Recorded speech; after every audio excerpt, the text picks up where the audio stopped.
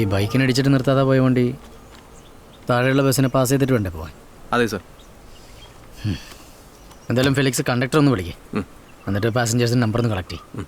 Okay. എന്നിട്ട് passengers accident നടന്ന സമയത്ത് എടുത്തുള്ള വീഡിയോസും ഫോട്ടോസും ഒന്ന് അയച്ചു തരാൻ പറയും. Okay sir.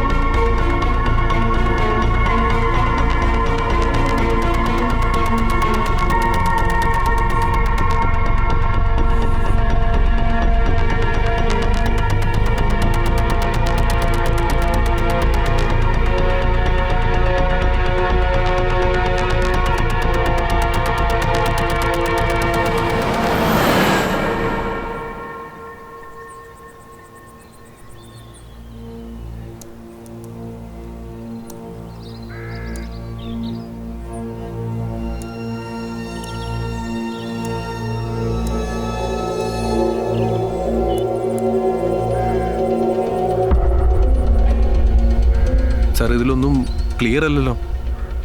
ATMൻ്റെ CCTV ഫുട്ടേജ് ഏത് ഫോൾഡറിലാണ്? സെയിം ഫോൾഡറാണ് സാർ. ഒന്ന് ഓപ്പൺ ചെയ്യാം.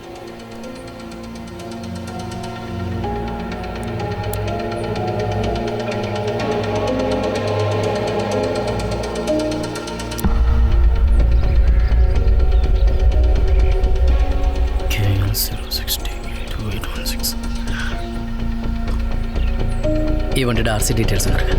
Okay sir.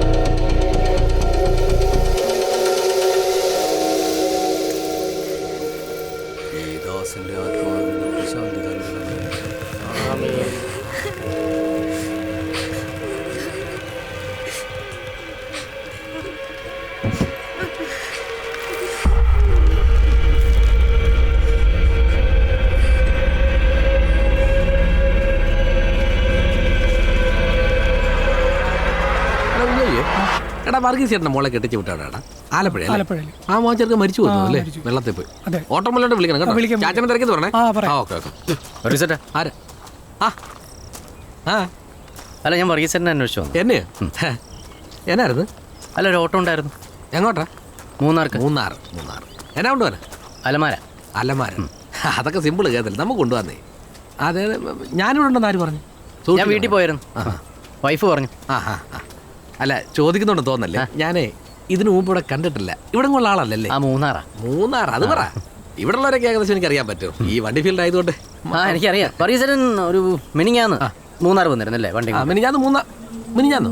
ഇല്ല, മിനിഞ്ഞാന്ന് ഓട്ടോ ഇല്ലായിരുന്നു, വീട്ടിൽ തന്നെ ഉണ്ടായിരുന്നു. മഴയൊക്കെ അല്ല. വർഗീസേട്ടനെ ആരോ കണ്ടു എന്ന് പറഞ്ഞു വളവിൽ വെച്ച്. എന്നെയോ?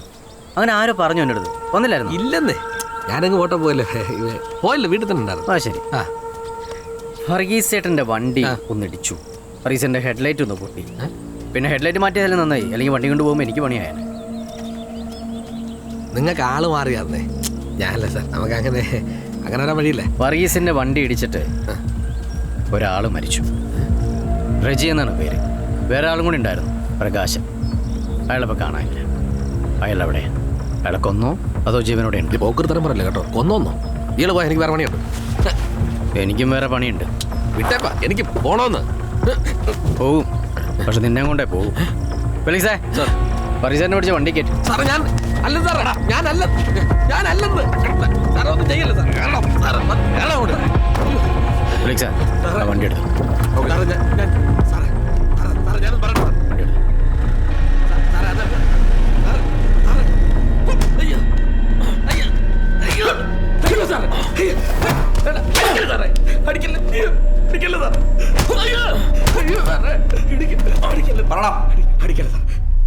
വർഗീസേ, ഇനി പറ വർഗീസേ, അന്നെന്താ സംഭവിച്ചത്? സത്യമായിട്ടും എനിക്കൊന്നും അറിയില്ല സാർ. വർഗീസിന് ഈ ഒരു വണ്ടിയല്ലേ ഉള്ളൂ? അതെ സാർ. വർഗീസ് എന്നോട് പറഞ്ഞത് വർഗീസ് അന്ന് ഓട്ടം പോയിട്ടില്ല എന്ന് അല്ലേ? ഇത് പിന്നെ ആരുടെ വണ്ടിയാ?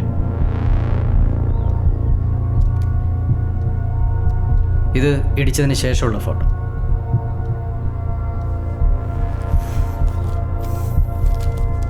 ഇത് വർഗീസിൻ്റെ വണ്ടിയുടെ ഹെഡ്ലൈറ്റ് മാറിയതിൻ്റെയും പെയിൻ്റ് അടിച്ചതിൻ്റെയും വർക്ക്ഷോപ്പിലെ ബില്ല്.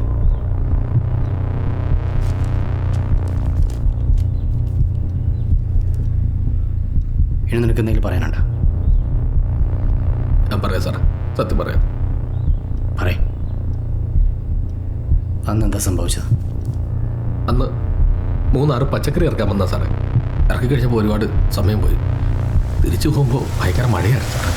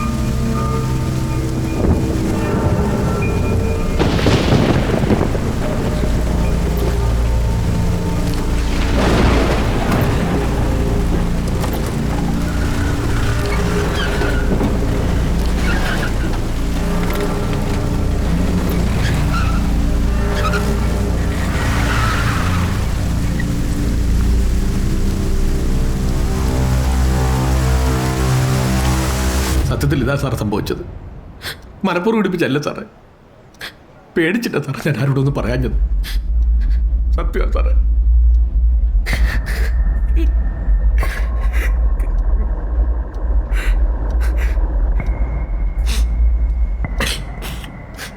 വർഗീസേ, വെറുതെ ഇട്ടി വാങ്ങിക്കണ്ട. പറ, നീ പ്രകാശൻ എന്താ ചെയ്ത്? നിങ്ങൾ ഈ പറയുന്ന പ്രകാശൻ ആരാന്ന് പോലും എനിക്കറിയില്ല സാറേ. പിന്നെ പ്രകാശൻ അവിടെ പോടാ ആവേ പോയാ?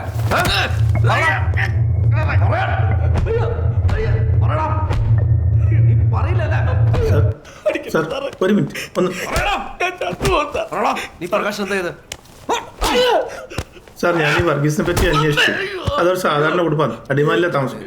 ഈ അടുത്ത് അയാളൊരു കിഡ്നിക്ക് എന്തോ കംപ്ലൈന്റ് എത്തി ഒരെണ്ണം റിമൂവ് ചെയ്തു. ഇതിനൊക്കെന്തോ അയാളെ കിഡ്നിക്ക് എന്തോ കംപ്ലൈന്റ് ആയിട്ട് ഒരെണ്ണം റിമൂവ് ചെയ്തു. അതിനുശേഷം അവിടുത്തെ നാട്ടുകാരും ഭക്തസംഘടനയും കൂടി ഒരു വണ്ടി വാങ്ങിക്കൊടുത്തു. ഇപ്പോൾ അതുകൊണ്ടാണ് കുടുംബം വളർത്തുന്നത്. പിന്നെ അയാളെപ്പറ്റി അന്വേഷിച്ചാൽ അയാൾ അത്ര പ്രശ്നക്കാരൊന്നുമല്ല സാർ. അയാളെ മെഡിക്കൽ റിപ്പോർട്ട് ഞാൻ സാറിന് ഇമെയിൽ അയച്ചിട്ടുണ്ട്. സാർ അണറും കൂടെ അവൻ പറയും സാർ. ഇയാൾക്ക് പ്രകാശിൻ്റെ മിസ്സിംഗ് കേസുമായിട്ട് ബന്ധമൊന്നും തോന്നില്ല. അപ്പം പ്രകാശൻ എവിടെ പോയി സാർ?